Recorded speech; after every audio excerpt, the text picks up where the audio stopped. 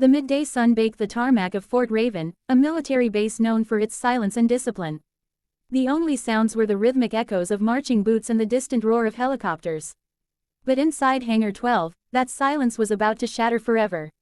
Lieutenant Mara Hensley stood at attention, her uniform crisp, her jaw set. She had been called in for a performance review, but the tension in the air told her this was something else. Across from her stood Colonel Briggs, a man known for his arrogance and temper. His medals gleamed, but his eyes were sharp and cruel, like a predator sizing up its prey. "You think you can outsmart me, Lieutenant?" Briggs spat, stepping closer. "You filed a report on my men. You think command will believe a rookie over me?" Mara didn't flinch. "Sir, I followed protocol. What happened on the range was a breach of..." "Enough," he barked, slamming his hand on the table. The metal echoed through the hangar. 2 other soldiers standing by the door looked uneasy but stayed silent. Briggs took another step forward, his face inches from hers. "You're done here, Hensley. You'll be reassigned to maintenance duty in the desert if you're lucky." Mara's hands clenched at her sides. "Sir, you can't." Before she could finish, his hand came out of nowhere. Crack! The sound of the slap echoed like gunfire. Her head snapped to the side, her cap fell to the floor. The soldiers froze. For a heartbeat, everything went still, just the hum of a distant engine and the sharp ring in Mara's ears. Then she straightened. Blood trickled from her temple where his ring had cut skin, but her eyes burned with calm fury. "You just made a mistake, sir," she said quietly. Briggs laughed, but the sound faltered when one of the soldiers muttered, "Sir, commands incoming." "They just landed." The colonel frowned. "What?" From outside came the sound of roaring engines. 3 black SUVs screeched to a stop near the hangar. The base gates slammed shut. Within seconds, 3 generals, their uniforms marked with authority and power, stepped out, followed by military police. Their faces were grim, unreadable. "Colonel Briggs," the lead general said coldly as they entered the hangar. "Step away from Lieutenant Hensley." Briggs stammered. "Sir, this is a misunderstanding." "Save it," the general snapped. "We saw the feed. You're relieved of command. Effective immediately." Mara blinked. The feed? She hadn't known the hangar cameras were active. 2 MPs grabbed Briggs by the arms as he shouted in protest. The generals turned to her. "Lieutenant Hensley, you'll be debriefed immediately.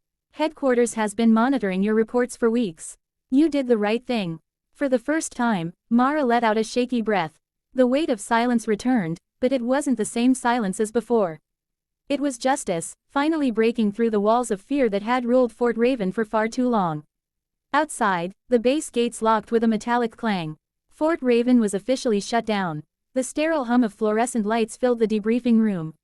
Lieutenant Mara Hensley sat in the center, her head still throbbing from where Colonel Briggs had struck her.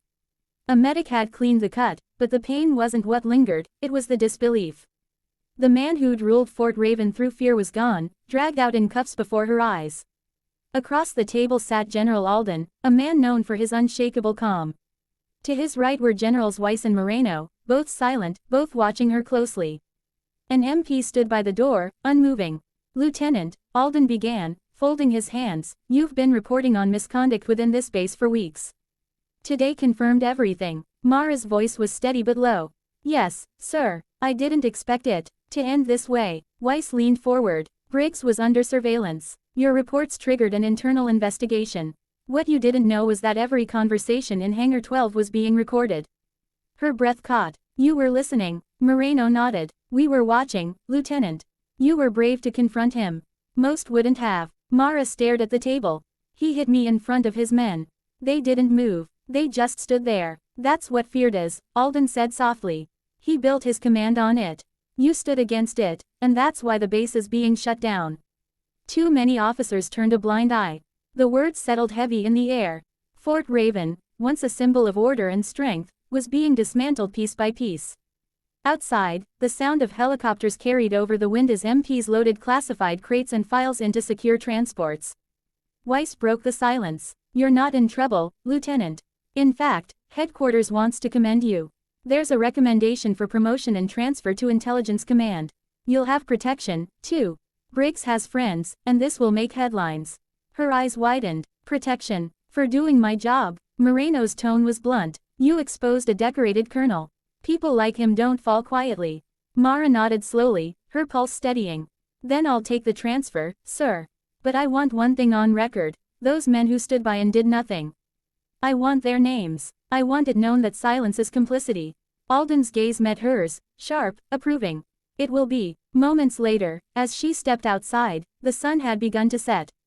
Military trucks rumbled past. The once bustling base now looked like a ghost town. She paused by the hangar door, where a streak of her own dried blood still marked the floor. She whispered under her breath, "You thought I'd break, Briggs." Then, straightening her uniform, she turned and walked toward the waiting transport helicopter, the wind whipping her hair, the base's insignia fading behind her like a closed chapter.